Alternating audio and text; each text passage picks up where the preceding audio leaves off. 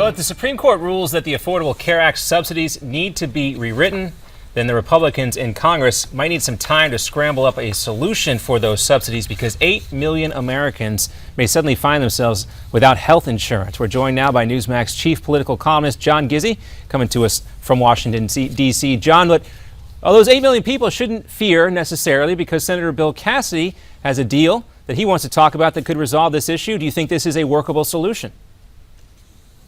I do. And this figure is being thrown around. I was at a meeting this morning that included an aide to Speaker John Boehner, and the 8 million is thrown around, and it makes me think of what Disraeli said: there are lies, and there are damned lies, and there are statistics.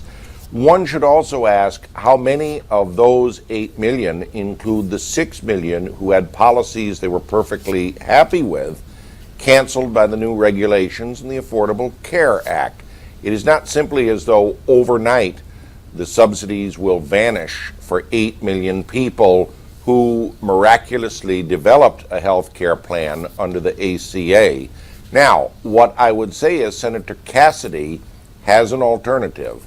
Very simply, the Patient Freedom Act will eliminate the mandates, including the onerous employer's mandate that they have to pay, deregulate the process, give people more money, because that means these people who are losing the subsidies now can work longer hours and get money. There will be no 30-hour maximums in hiring anymore.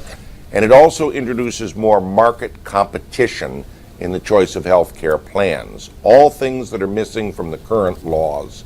So the goal is the same: letting all Americans have a health care plan they're happy with and can afford, but without the heavy hand of government and the cost of the mandates involved. All right, so let's take a look at this scenario. The Supreme Court rules against these state exchange subsidies here.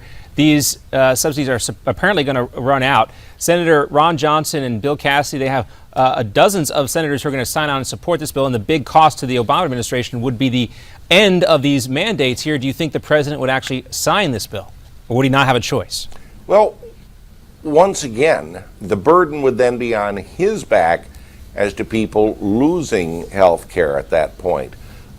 There is an alternative plan that exists. And again, Senator Cassidy stressed it has the same goal as the Affordable Care Act, Obamacare in the parlance of many, but it certainly gets rid of many of the chinks and the problems in it that have been inherent and have cost people their plans they were satisfied with. Now, my guess is I can't say what this president will do. I would say there's other plans that are offered that would continue subsidies without the mandates for another year.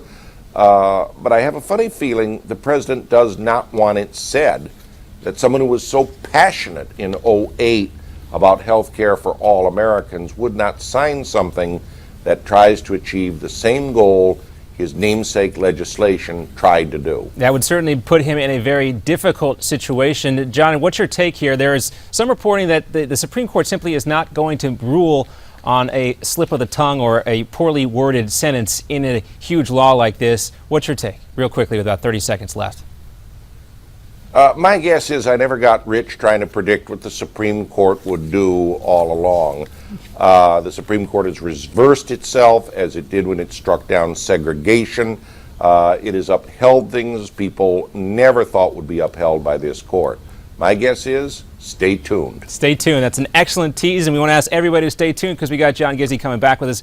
More to discuss here. What's going on with the authorization of military force for the president? Is Congress going to do anything on this issue? John Gizzi will be back with us to discuss that issue and much more when Newsmax Now continues after this.